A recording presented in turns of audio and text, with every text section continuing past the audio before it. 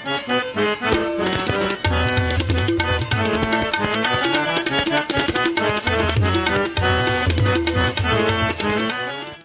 म्हणजे 13 नोव्हेंबर रोजी अर्थात गुरुवारी मराठी हौशी राज्य नाट्य स्पर्धेमधल्या दिनकर पुरोहिताचा खून या दुसऱ्या नाटकाचं सादरीकरण झालं.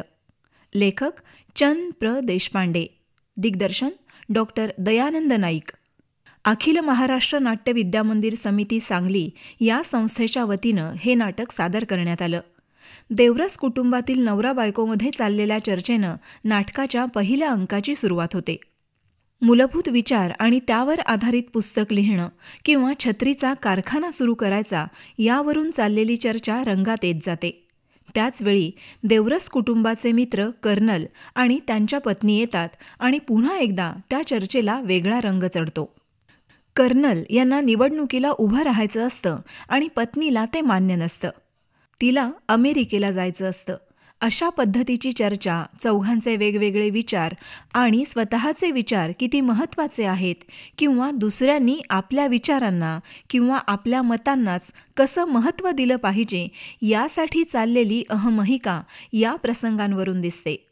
ही चर्चा सुरू असतानाच दिनकर पुरोहित नावाचा पोलीस अधिकारी देवरसांच्या घरामध्ये प्रवेश करतो आणि येऊन सांगतो की आता थोड्या वेळानं तुमच्या घरामध्ये दिनकर पुरोहितचा खून होणार आहे. असं सांगून तो निघून जातो आणि असं सांगितल्यानंतर या सर्वसामान्य कुटुंबातल्या लोकांना खूप भीती वाटते आणि म्हणून ते तो विषय डोक्यातून निघून जाण्यासाठी किंवा त्या विचारापासून बाहेर पडण्यासाठी तात्पुरते मार्ग शोधत राहतात. त्यापैकी एक मार्ग म्हणजे आपण कुठेतरी गावाला चाललोय किंवा पिकनिकला चाललोय अशा पद्धतीची चर्चा करूया असं ते ठरवतात आणि त्या पद्धतीनं चर्चेला सुरुवात करतात. पण तरीही दिनकर पुरोहितचा खून थोड्या वेळानं आपल्या घरात होणार आहे ही त्यांना परत जाणीव होते आणि पुन्हा ते घाबरून जातात. थोडक्यात मनात येणाऱ्या विचारांना वेगळी दिशा द्यायचा प्रयत्न ते करतातच, पण मुळात वाटलेली भीती ते फार काळ लपवू शकत नाहीत असं दिसतं.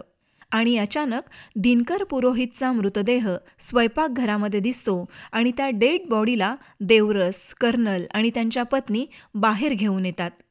त्याची विल्हेवाट कशी लावायची या चर्चेमध्ये ते गुंग होतात आणि त्याचवेळी पोतेवाला त्यांच्या घरी येतो आणि म्हणतो की अख्खा मुडदा या पोत्यात मावेल. म्हणजेच प्रेक्षकांना असा प्रश्न पडतो की या पोतेवाल्याला घरामध्ये खून झालेला आहे हे माहिती आहे की काय. दुसऱ्या अंकाची सुरुवात सतत त्यांना होणारे भास, खून झाल्याची जाणीव किंवा आपल्या घरात खून झाला आहे पण आपण आपला गुन्हा लपवण्यासाठी दुसऱ्याची मदत कशी घेऊ शकतो किंवा आपण स्वतःला यातून निरपराध कसं सिद्ध करू शकतो हे करण्यासाठी देवरस कुटुंब आणि कर्नल यांच्यामध्ये चढाओढ सुरू होते. आणि त्याच वेळेस एक हवालदार प्रवेश करतो आणि या घरात काही घडलं आहे का अशी चौकशी करतो. त्याचा चेहरा पोतेवाल्याशी मिळता जुळताच असतो. त्यामुळं पुन्हा एकदा प्रेक्षकांना प्रश्न पडतो की जो पोतेवाला आहे तोच हवालदारही आहे की काय. म्हणजेच मनाचे वेगवेगळे कंगोरे, मनात असलेली अनामिक भीती या प्रसंगातून दिसते. पुन्हा एकदा दिनकर पुरोहित नावाचा पोलीस अधिकारी प्रवेश करतो आणि इथं काहीतरी गुन्हा घडला आहे का, खून झाला आहे का त्याची चौकशी करण्यासाठी तो सगळ्यांना बोलतं करण्याचा प्रयत्न करतो. पण तरीही त्याला उत्तर सापडत नाही. ते पोतं त्याच्या समोरच पडलेलं असतं. शेवटी पोलीस अधिकारी दिनकर पुरोहित प्रेक्षकांनाच प्रश्न करतात की हे पोतं मी उघडू का किंवा हे पोतं उघडल्यावर मला माझ्या सर्व प्रश्नांची उत्तरं मिळतील का. तुम्हाला काय वाटतं?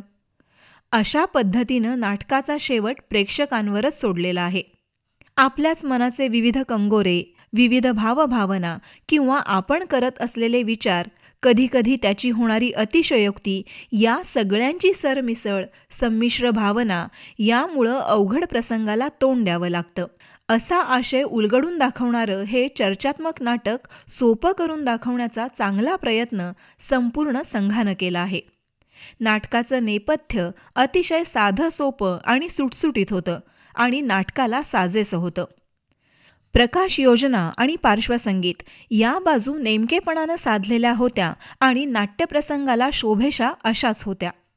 अतिशय मार्मिक विनोद, सोपी भाषा पण हलकाफुलका विनोद यांनी हे 2 अंकी नाटक एका वेगळ्याच उंचीवर गेलं आणि 2.5 तास प्रेक्षकांना खुर्चीला खिळवून ठेवण्यामध्ये यशस्वी झालं असं म्हणावं लागेल.